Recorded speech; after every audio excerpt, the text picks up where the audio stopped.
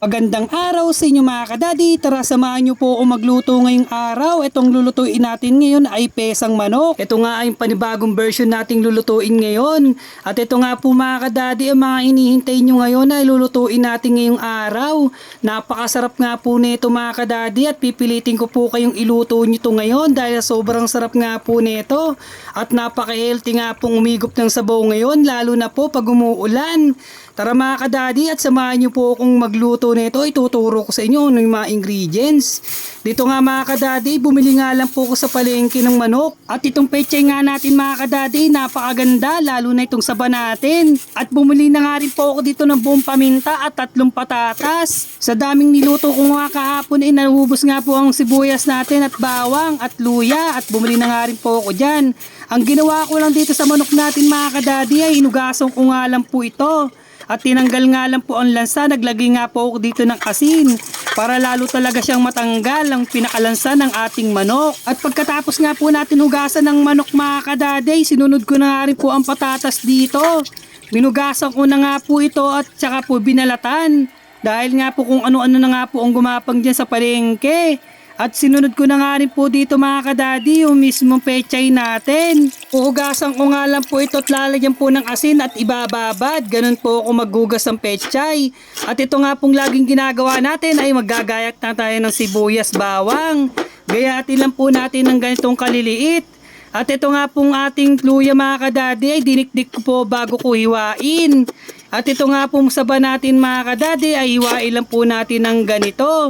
Nasa sa inyo na kung gaano kalalaki ang hiwang gagawin nyo sa ating saba. At ito nga po mga kadadi, ang pechay natin na binabad natin sa asin kanina ay hiwain lang po natin ng ganito kalalaki. At itong patatas naman mga kadadi, nasa inyo na kung gaano kalalaki ang hiwa nyo. Ang akin po kasi mga kadadi, ganito lang po kaliliit. Pwede na po yon. At ang gagawin nga natin dito sa manok mga kadadi ay hahayaan natin kumatas ang katas ng ating manok. Hanggang sa matuyo ito mga kadadi, saka natin ito lalagyan ng mga ingredients tulad ng sibuyas, bawang, luya. Ito ay tinatakpan muna natin yan at pagkayari nga po mga kadadi ay kumulo na nga po ito at lumabas na ang katas.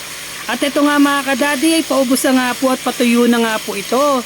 Saka po natin ito lalagyan ng mga ingredients tulad ng luya, bawang, at isunod na nga natin itong sibuyas. At ito yung mix natin o kaya halu-haluin natin mga kadadi para magsama-sama ang mga ingredients. At pagkahalo nga mga kadadi ay lagyan po natin ng 2 cups ng tubig. Hahayaan po natin itong kumulo mga kadadi. At habang nag-aantay nga tayo ng pagkulo ay maglagay na tayo ng mga ingredients tulad na itong buong paminta. At ilagay na nga natin itong saba mga kadadi, sasabay na natin sa pagkulo. Lalo na itong patatas natin dahil matigas yan pag ito hindi natin naluto ng maigi. Ayos lang natin mga kadadi ang patatas at saba para mamaya mga kadadi pagkulo ay sasabay ng lalambot. Ito na nga mga kadadi, malapit na nga po itong kumulo. At habang nag-aantay tayo ng pagkulo ay comment yes naman po kung nagustuhan nyo ang bidyong ito. At mag-comment naman kayo mga kadadi kung taga-saan kayo para malaman namin kung saan umaabot ang bidyong ito. Napakasaya nga po ni Daddy Mike dahil nga po umaabot na napakalayo ang ating video.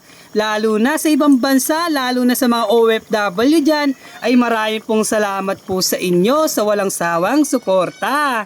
At balik na nga po tayo sa niluluto natin mga kadadi. Nilagay ko na nga po dito ang pechay, panghuli na nga po yon. Dahil nga po baka ito'y malusak. Napakasarap nga mga kadadi. Kitang-kita naman nyo at sobrang sarap humigop nito lalo na pag umuulan.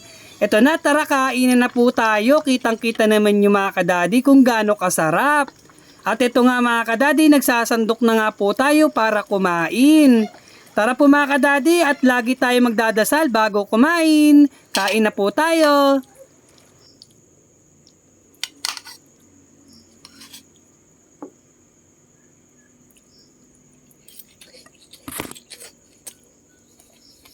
Favor naman mga kadadi, pakipollow naman po ang ating account para po sa susunod na upload natin ay ma-update kayo.